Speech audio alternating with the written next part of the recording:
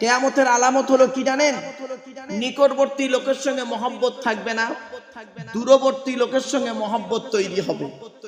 ঠিক না বেঠিক? দেখেন মিলিয়ে নিন, নিকটবর্তী লোকের সঙ্গে মহব্বত থাকবে না, দূরবর্তী লোকের সঙ্গে মহব্বত তৈরি হবে। আজ দেখুন, মায়ের পেটের ভাইয়ের প্রতি ভালোবাসা নেই, স্ত্রীর ভাইয়ের প্রতি ভালোবাসা বেশি। ঠিক না বেঠিক? নিজের মায়ের পেটের বোনের প্রতি অত ভক্তি শ্রদ্ধা সম্মান নেই। স্ত্রীর বোন শালী, তার প্রতি খুব ভালোবাসা, দুলাভাই খুব ভালোবাসে। নিজের জন্মদাতা বাম্মার প্রতি গুরুত্ব নেই, স্ত্রীর বাম্মার প্রতি গুরুত্ব বেশি। নিকটবর্তী লোকের সঙ্গে মহব্বত থাকবে না, দূরবর্তী লোকের সঙ্গে মহব্বত তৈরি হবে। এটা পৃথিবী ধ্বংসের লক্ষণ। আর একটা লক্ষণ নবীজি বলেছেন, পৃথিবী ধ্বংসের লক্ষণ হলো, কিয়ামতের আলামত হলো, গোল বস্তুর পিছনে মানুষ ছুটবে। কি কি কি বলেন বলেন বলেন বলেন। গোল বস্তুর পিছনে মানুষ ছুটবে। আর সত্যি দেখেন তাই। গোল বস্তুটা কি? ক্রিকেট বল, ফুটবল, ধাপাস বল, টেনিস বল, আরো অনেক বল আছে। গোল বস্তুর পিছনে মানুষ ছুটবে। পৃথিবী ধ্বংসের লক্ষণ এগুলো। অযোগ্য ব্যক্তিরা নেতৃত্ব দেবে, যার যে সম্পর্কে কোনো জ্ঞান নেই। গ্রামের প্রধান নিজের নামটাও সই করতে পারে না, ও হলো গ্রামের প্রধান। ও নিজের চরিত্র খারাপ, ও লোকের ক্যারেক্টার সার্টিফিকেট দিচ্ছে। পৃথিবী ধ্বংসের লক্ষণ হলো, শিক্ষিত লোকেরা অশিক্ষিত লোকেদের সম্মান করবে ভয়েতে।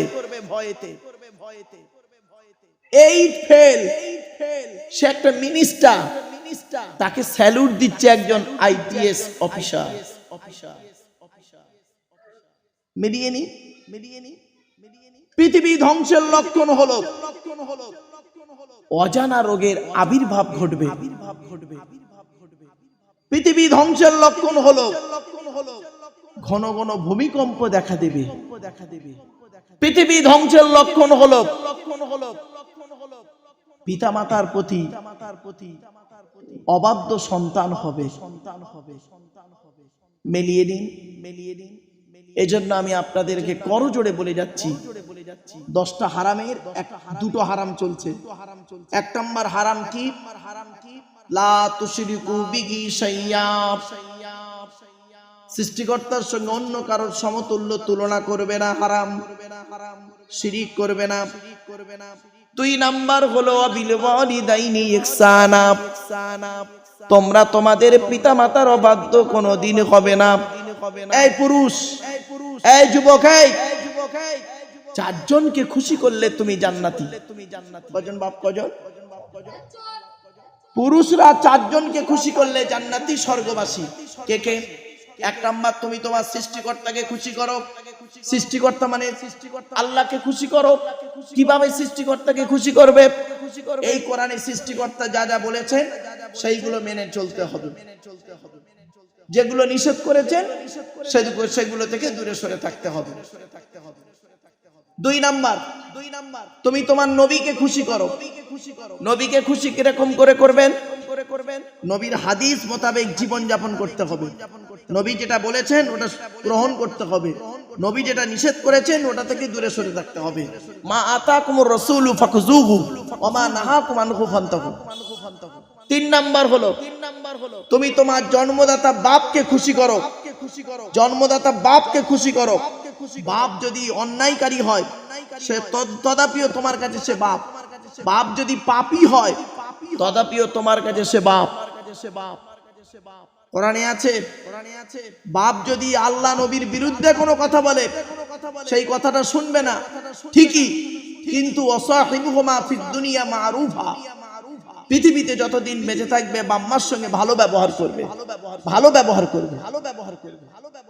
4 নাম্বার হলো, তুমি তোমার মায়ের সঙ্গে ভালো ব্যবহার করো। তোমার মায়ের সঙ্গে ভালো ব্যবহার করো। শিক্ষিত ছেলে আজ বাম্মাকে দেখে না, ঠিক না বেঠিক? মাস্টার, ডাক্তার, ইঞ্জিনিয়ার, প্রফেসর, শিক্ষিত ছেলে, বাম্মাকে দেখে না, বউকে নিয়ে চলে, ঘর ভাড়া করে থাকে, আর বাম্মার সঙ্গে খেতে গেলে কষ্ট হয়। বেশিরভাগ মেয়েদের, কি হিন্দু কি মুসলিম, বেশিরভাগ মেয়েদের সংসার ভেঙে দেয় ওই মেয়ের মায়েরা, ঠিক না বেটি? বেশিরভাগ মেয়েদের সংসার ভেঙে যায় ওই মেয়ের মায়ের কানে কামড়া নিতে, ভেঙে যায়।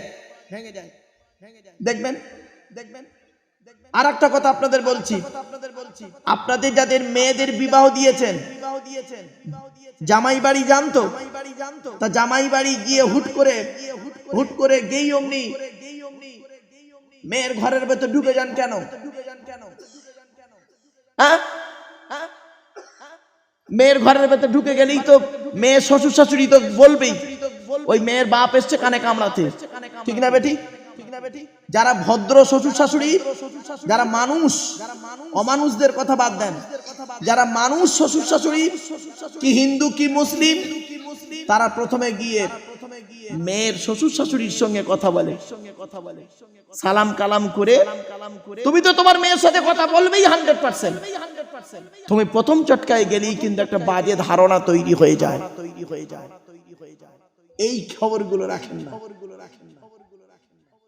চলো 3 নাম্বারটা হারাম কি? লা তাকতুলু আওলাদাকুম মিন ইমলাক নাহনু নারযুকুকুম ওয়া ইয়্যাহুম। আল্লাহর কোরআন বলছে 3 নাম্বার হারামটা কি? তোমরা তোমাদের সন্তানদেরকে খাওয়াবার ভয়ে হত্যা করো না। এই আয়াতের তাফসীর অন্য আয়াতে আছে, লা তাকতুলু আওলাদাকুম মিন খাশিয়াতি ইমলাক, তোমরা তোমাদের সন্তানদেরকে খাওয়াবার ভয়ে হত্যা করো না। এখানে অনেকে সন্তান হত্যাকারী বসে আছে। স্বামী স্ত্রী আনন্দ ফুর্তি করেছে, স্ত্রীর পেটে বাচ্চা এসে গেছে, দুজনে বলছে বাচ্চাটা নেওয়া যাবে না, ট্যাবলেট খাইয়ে ইনজেকশনের মাধ্যমে, ওয়াশের মাধ্যমে বাচ্চা মেরে দিয়েছে, ঠিক না বেঠিক? অনেকে বিয়ের আগে মেরেছে, অনেকে বিয়ের পরে মেরেছে। বিয়ের আগে যারা অবৈধ সম্পর্ক করে বাচ্চা মেরেছো, তাদের পাপ হলো দুটো। কটা? দুটো পাপ। আর বিয়ের পরে যারা বাচ্চা মেরেছো, তাদের পাপ হলো একটা পাপ।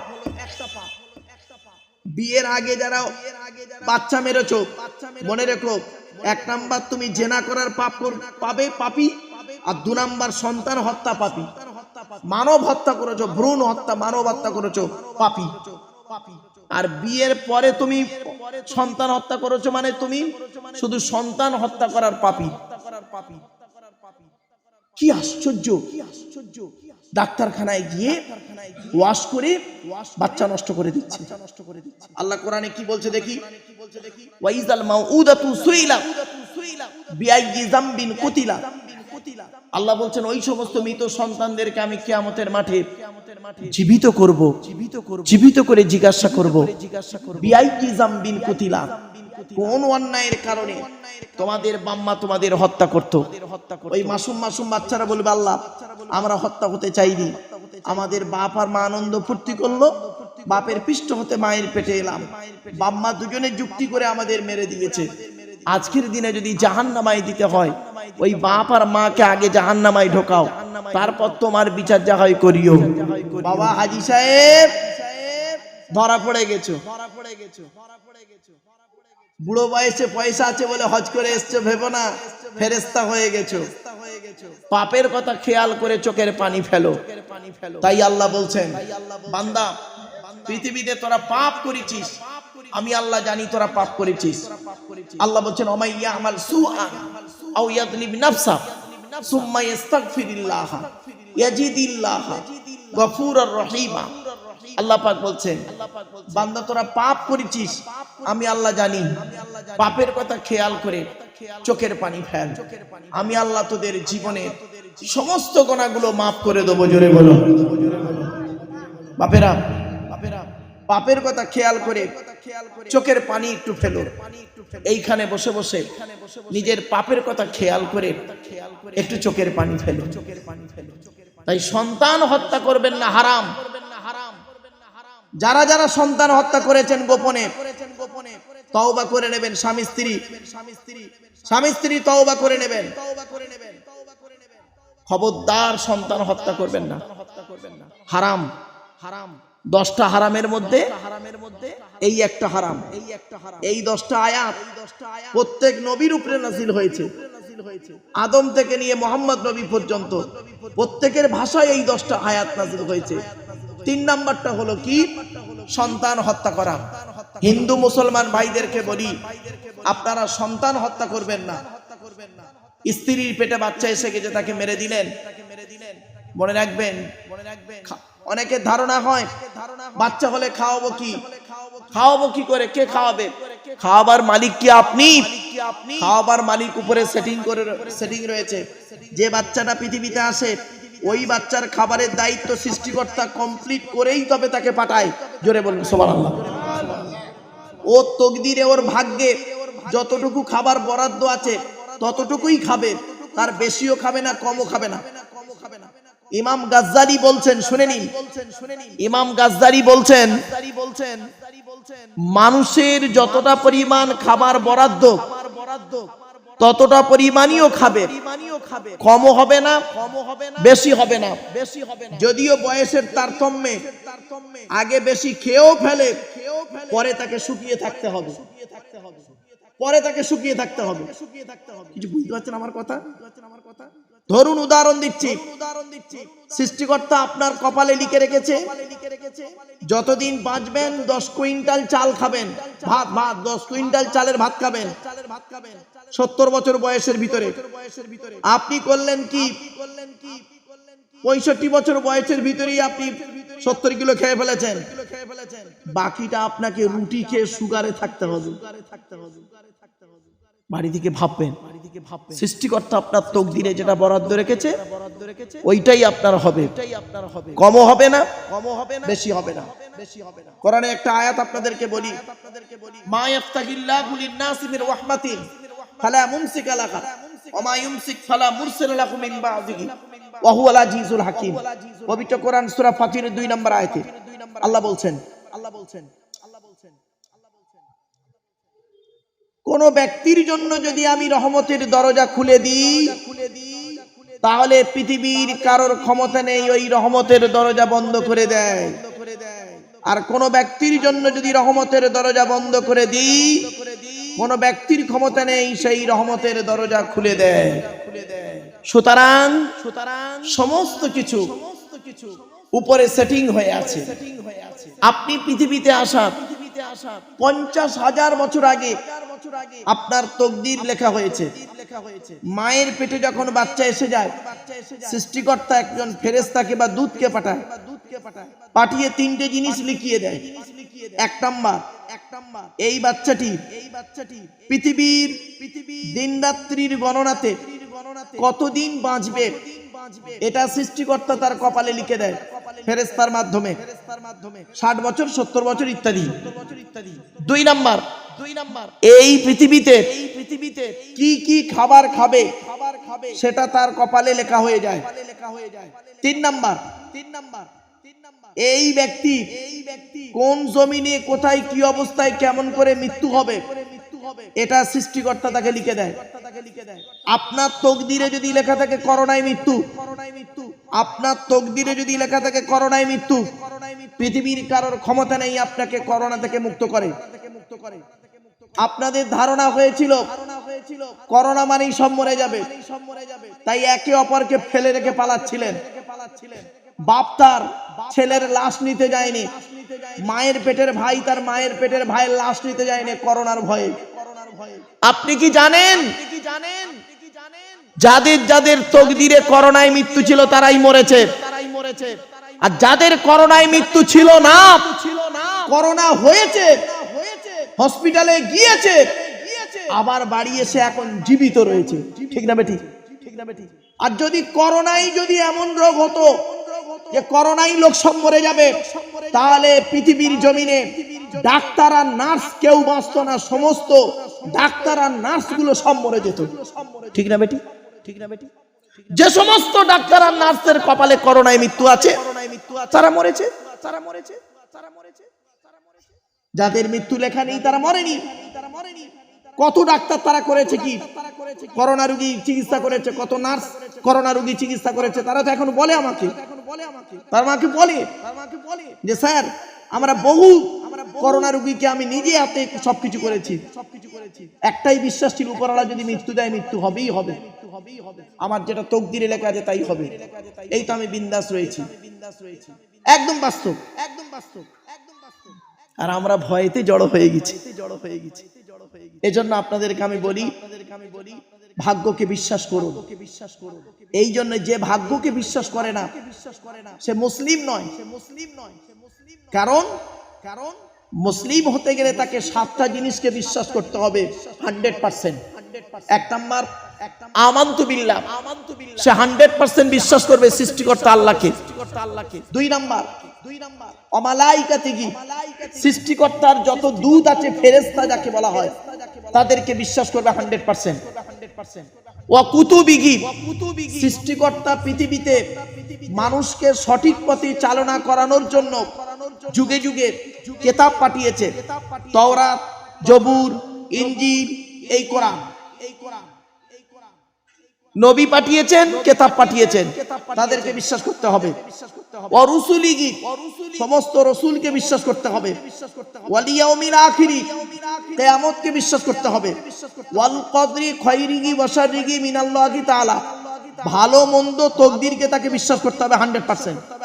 সুতরাং আপনাকে 100% বিশ্বাস করতে হবে আপনার তকদিরে যা লেখা আছে সেটাই হবে। এই আয়াতের ব্যাখ্যায় আল্লাহর নবী আব্দুল্লাহ ইবনে আব্বাস রাদিয়াল্লাহু তাআলা আনহুকে বলছেন, যুবক, এই যুবক, সারা পৃথিবীর মানুষ যদি তোমার ক্ষতি করতে চায়, আল্লাহ পাক তোমার তকদিরে যতটুকু ক্ষতি লিখে রেখেছে ততটুকুই হবে। আর সারা পৃথিবীর মানুষ যদি তোমার উপকার করতে চায়, আল্লাহ পাক তোমার তকদিরে যতটুকু উপকার লিখে রেখেছে ততটুকুই হবে। জোরে বলুন সুবহানাল্লাহ। ভাববেন বাড়িতে গিয়ে বাপের এই কথাগুলো গুরুত্বপূর্ণ কথা। তাই এজন্য আপনাদেরকে বলছি, সন্তান হত্যা করবেন না। তাহলে 1 নাম্বার হারাম হলো কি? আল্লাহর সঙ্গে শরীক করা। 2 নাম্বার হারাম হলো কি? পিতামাতার অবাধ্য হওয়া। 3 নাম্বার হারাম হলো কি? সন্তান হত্যা করা। বিশেষ করে কন্যা সন্তান হলে তারা বেশি হত্যা করে। কি হিন্দু কি মুসলিম, কন্যা সন্তান সম্পর্কে শুনবেন, শুনে নিন, কল্পনা করতে পারবেন না। মুসা বলে একজন নবী ছিল, নাম শুনেছেন? তাড়াতাড়ি। মুসা নবী একদিন আল্লাহকে বলছেন, সৃষ্টিকর্তাকে বলছেন, ওগো দয়াময়, ওগো সৃষ্টিকর্তা দয়াময়, তুমি খুশি হলে কি করো? সৃষ্টিকর্তা মুসা নবীকে বললেন, হে মুসা, আমি খুশি হয়ে গেলে আকাশ থেকে পানি বর্ষণ করি। তখন মুসা আবার প্রশ্ন করছেন, আপনি তার থেকে বেশি খুশি হলে কি করেন? সৃষ্টিকর্তা বলছেন, আল্লাহ, মুসারি তার থেকে বেশি খুশি হয়ে গেলে বান্দার বাড়িতে আমি অতিথি মেহমান পাঠিয়ে দিই। যে বাড়িতে কুটুম আসে জানবেন, ওই বাড়িতে আল্লাহর রহমত নিয়ে আসে। জোরে বলুন। আর আমরা কি করি? যদি আমাকে ফোন করে বলে, আমার আত্মীয় কেউ যদি ফোন করে বলে যে আমি আজকে যাচ্ছি তোমার বাড়ি, আমি কি করব জানেন? আমি তখন করব কি? আমি বলবো বাড়িতে কেউ নেই। তার মানে যাতে না আসে। অতিথি আসা মানে হলো ভাগ্য। মুসা নবী বলছেন, সৃষ্টিকর্তা খুশি হয় তার উপরে খুশি হয় যার বাড়িতে অতিথি অথবা মেহমান আসে, আত্মীয় আসে। এরপরে মুসা নবী আল্লাহকে বলছেন, আল্লাহ, আপনি সব থেকে বেশি খুশি হলে কি করেন? আল্লাহ বললেন, সৃষ্টিকর্তা বললেন, মুসা, সব থেকে বেশি যখন খুশি হয়ে যাই ওই ব্যক্তির বাড়িতে কন্যা সন্তান দান করি। কন্যা সন্তান দান করে। আজ কন্যা সন্তান হলে দেখবেন মুখটা বেঁকে যায়, ঠিক না বেঠিক? এই পুত্র সন্তান দেওয়ার মালিক কে? আর কন্যা সন্তান দেওয়ার মালিক কে? তা আল্লাহ যদি পুত্র কন্যা দিল, তাহলে একটা মেয়ে ছেলের 4টে কন্যা হলে তার শাশুড়ি তার বৌমাকে বলে, ওর পেটে বেটা বাচ্চা নেই, বেটা ছেলে নেই। কি হিন্দু কি মুসলিম? ঠিক না বেঠিক? শুনে রেখে দিন। মেডিকেল সায়েন্স বলছে, আমি বলিনি। গ্রেগর জোহান মেন্ডেল ক্লাস 10 এর জীবন বিজ্ঞান চ্যাপ্টারটার নাম হলো জেনেটিক্স বা বংশগতি। গ্রেগর জোহান মেন্ডেল দুটো সূত্র আবিষ্কার করেছিলেন, পৃথক বন্টনের সূত্র, স্বাধীন বন্টনের সূত্র। এক্স আর ওয়াই কে দিয়ে মোটর গাছকে নিয়ে গবেষণা করেছিলেন। তিনি বলছেন কন্যা সন্তান হয়, কন্যা সন্তান হয়, পুত্র সন্তান হয়, এতে মায়ের কোনো হাত নেই, বাপের কারণে হয়। আর কোরআনে কি বলছে দেখি?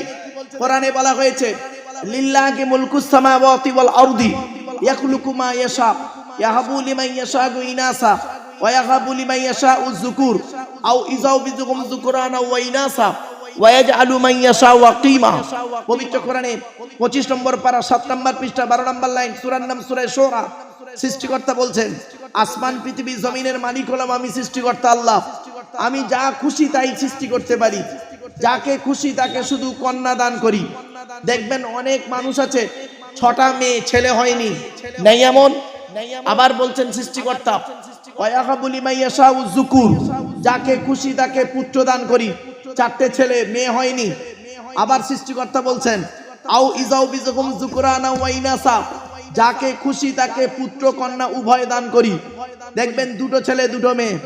আবার সৃষ্টিকর্তা বলছেন ওয়ায়াজআলু মান ইয়াশাউ আকিমা, আমি যাকে খুশি তাকে পুত্র কন্যা থেকে বঞ্চিত করে বাঁচা করে রাখি। ছেলে নেই, মেয়ে নেই, 20 বছর বিয়ে হয়ে গেছে, কোটি কোটি টাকার মালিক, কি হিন্দু কি মুসলিম? একটু ভাবো, একটু ভাবো, একটু ভাবো। আপনি কন্যা সন্তানকে অত্যাচার করেন। শুনে নিন, শুনে নিন, সৃষ্টিকর্তা বলছেন, ভাবতে অবাক লাগে। আল্লাহর নবী বলছেন কি? আল্লাহর নবী বলছেন কোন মেয়ে ছেলের যদি বিবাহ হয়ে যায় যেদিন, এই বাচ্চা, এই চুপ, কোন মেয়ে ছেলের যেদিন বিবাহ হয় সেই দিন সৃষ্টিকর্তা একজন দূত বা ফেরেশতা পাঠায়, পাঠিয়ে সেই ফেরেশতা বা দূত সৃষ্টিকর্তার কাছে প্রার্থনা করে আর বলে ওগো দয়াময় সৃষ্টিকর্তা, এই দুর্বল মেয়েটিকে যে আজকে নিঃস্বার্থভাবে যে ছেলেটি বিবাহ করলো, তুমি তার প্রতি তোমার করুণা বর্ষণ করো। জোরে বলো। আর আপনারা কি করেন? কন্যা সন্তানকে বিয়ে দিতে গেলে ভিখারি হয়ে যান, তাই না? ছেলের বাপের কবর কেনার জায়গা কম পড়েছে, মেয়ের বাপের কাছ থেকে নেয় বিয়ের ফোন। ছেলের বাপের শ্মশান কেনার কাঠ কম পড়েছে, মেয়ের বাপের কাছ থেকে নেয় বিয়ের ফোন।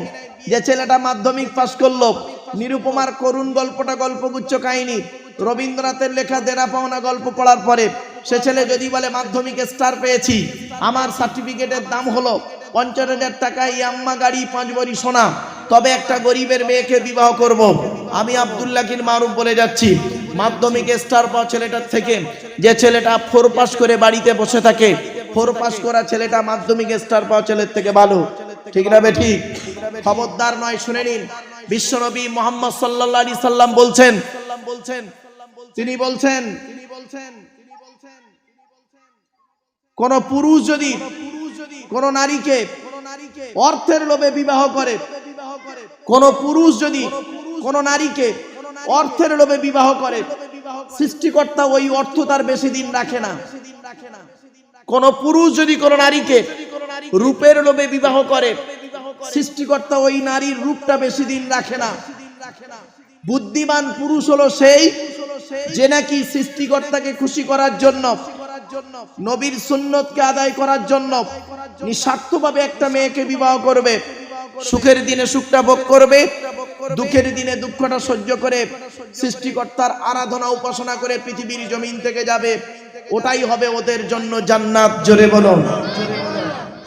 তাহলে আপনারা কন্যা দায়ে ভিক্ষা করেন কেন? কন্যা দায়ে আর একটা কথা বলি, যে বরযাত্রী, এই বরযাত্রী সম্পর্কে দুটো কথা বলে যাচ্ছি। প্রফেট মুহাম্মদ সাল্লাল্লাহু আলাইহি ওয়াসাল্লাম বলেছেন ওই বিবাহটা হলো অতি উত্তম, ওই বিবাহ হলো অতি উত্তম যে বিবাহতে খরচা কম। আবার বলছি, ওই বিবাহটা হলো অতি উত্তম যে বিবাহতে খরচা কম। আরে মুসলমান কি করে? বিবাহতে প্রচুর টাকা পণ নেয়। আবার কি অনেক ছেলের বাম্মা আছে বিভিন্ন অ্যাঙ্গেল থেকে বৌমার প্রতি অত্যাচার করে। ঠিক না বেঠিক? লজ্জা করে না? ওরাই আবার দেখবেন বয়স হয়ে গেলে আবার ধর্মের কাহিনী বলবে। অনুরোধ করে বলে যাচ্ছি, এ কোন কথার বিরোধিতা করুন। অনেক শ্বশুর শাশুড়ি আছে বৌমার প্রতি অত্যাচার করে। ছোট্ট একটা উদাহরণ দিচ্ছি, শুনে রেখে দিই। স্ত্রীর পেটে বাচ্চা, বৌমার পেটে বাচ্চা, মেয়ের পেটে বাচ্চা, বৌমার পেটে বাচ্চা, মেয়ের পেটে বাচ্চা। নিজের মেয়েটাকে শাশুড়ি ভালো মন্দ করে খাওয়াচ্ছে, ফল পাকড় খাওয়াচ্ছে, সুন্দর করে যত্ন করে রাখছে, মেয়ের পেটে বাচ্চা। আর বৌমার পেটে বাচ্চা, বৌমাকে সারাদিন গাদার মতো খাটাচ্ছে গাদার মতো। বেচারা 2 দিন উঠতে পারেনি, অসুস্থ শরীর, ডাক্তারে নিষেধ করেছে। শাশুড়ি পাড়ায় পাড়ায় গিয়ে মেয়েদেরকে বলছে, কি হিন্দু কি মুসলিম, আমরা আর পেটে বাচ্চা ধরিনি, ও একাই শুধু পেটে বাচ্চা ধরেছে। ঠিক না বে ঠিক? শুনে রেখে দাও, 1 ঘন্টা ন্যায় বিচার করা 60 বছর ইবাদতের সমতুল্য। তুমি শাশুড়ি খুব সাবধান। অনেক বৌমা আছে যার শাশুড়িদের জ্বালা যন্ত্রণায় ভুগছে। অনেক বৌমা আছে শাশুড়িদের জ্বালা যন্ত্রণায় ভুগছে। আবার অনেক শ্বশুর শাশুড়ি আছে বৌমাদের অত্যাচারে অতিষ্ঠ হয়ে আছে। ঠিক না বে ঠিক? এজন্য আমি আপনাদেরকে অনুরোধ করে বলি, মেয়েদের একটা অভ্যাস খারাপ কি জানেন? মেয়েদের একটা অভ্যাস খারাপ হলো, ও যখন বৌমা হয় তখন আলাদা খাবার চিন্তা ভাবনা করে, আর ও যখন শাশুড়ি হয় একসাথে থাকার হাদিস শোনা। কিছু বুঝতে পারছেন আমার বক্তব্য? ও যখন বৌমা হয় তখন আলাদা খাবার ধান্দা করে, আর ও 30 বছর পরে যখন ও নিজে শাশুড়ি হয় না, তখন একসাথে থাকার হাদিস শোনা। একই ব্যক্তি কয়েক বছরের ডিস্টেন্সে চেঞ্জ। আমার বাপেরা, কথাগুলো একটু মাথায় রাখুন। আমি হিন্দু মুসলিম সমন্বয়ে বক্তব্য রাখছি, এজন্য আমি বেশ কিছু শব্দ আমি ব্যবহার করছি, আপনারা খারাপ ভাববেন না। শুধু তাই নয়, আরেকটু কথা আপনাদের বলি। 3 নাম্বার হারামটা হলো সন্তান হত্যা করা হারাম। খবরদার, কন্যা সন্তান হোক পুত্র সন্তান হোক, সন্তানই। অনেকের ধারণা হয় মেয়ে ছেলে কি করবে, বেটা ছেলেই হলে নাই কিছু করবে। এক বোকা কোথাকারে।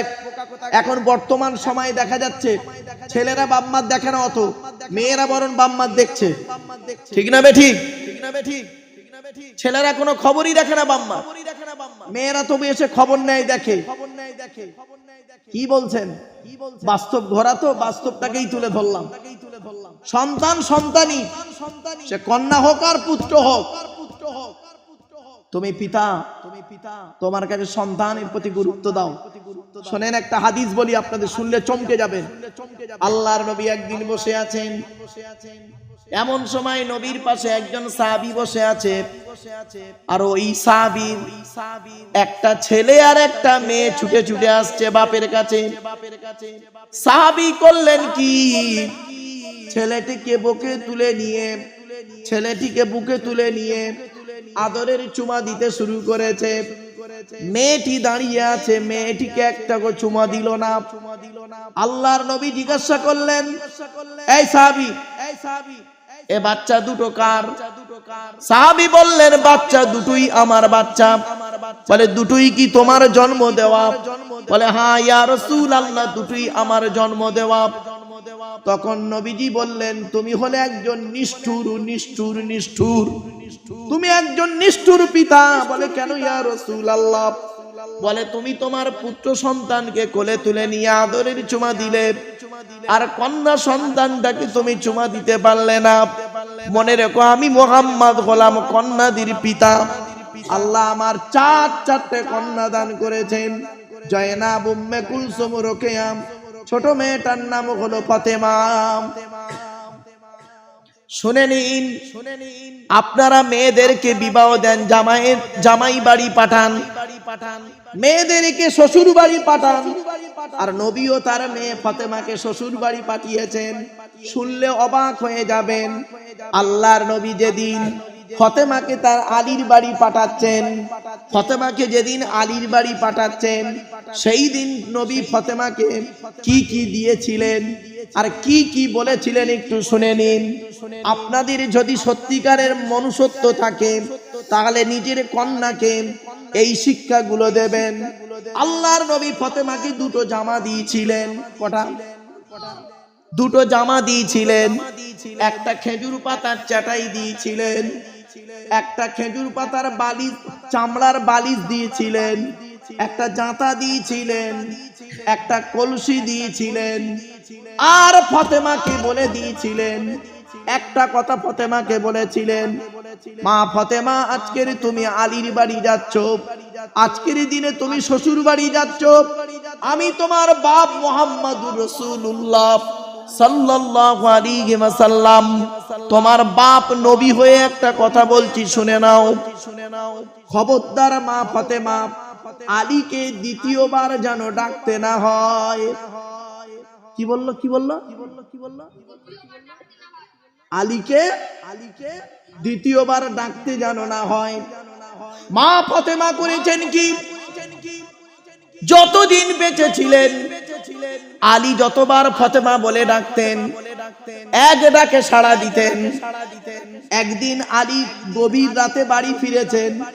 বাড়ি ফেরার পর ফাতেমা করেছেন কি, যেই আলী ফাতেমা বলে ডেকেছেন সঙ্গে সঙ্গে দরজা খুলে দিয়েছেন। আলী ফাতেমাকে বলছে, তুমি নবীর কন্যা, তোমার সম্মান অনেক বড়, অনেক বেশি তোমার সম্মান। আমি আলী, আমার জন্য তোমাকে রাত জেগে বসে থাকতে হবে না, তুমি খেয়ে ঘুমিয়ে পড়বে। ফাতেমা সেদিন আলীকে কি বলেছিলেন শুনে নিন। বাপের মায়ের, এটা হলো মায়ের অভ্যাস আর বাপের আদেশ। কি বললো? কি বললো? মায়ের অভ্যাস আর বাপের আদেশ, এই দুটো আমাকে মানতে হচ্ছে। বলে কেন? কি মায়ের আদেশ? বলে আপনি শুনুন, আমার আব্বাজান মহান নবীজি যখন আমার আব্বাজান ইসলাম প্রচার করতে যেতেন, রাত হয়ে যেত, বাড়ি যখন ঢুকতেন গভীর রাত হয়ে যেত।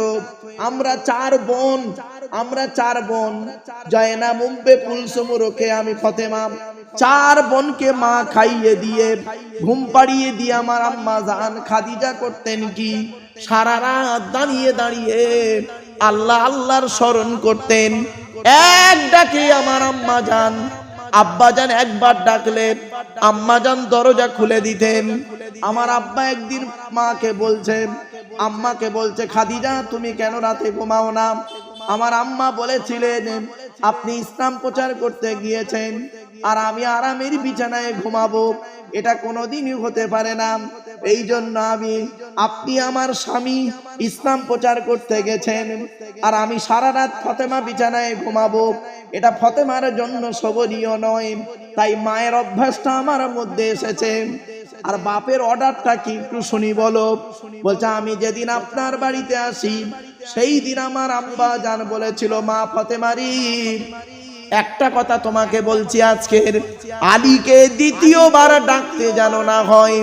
সুতরাং আপনি যখন এক ডাক দেন আমি এক ডাকে উত্তর দিই। জোরে বলো।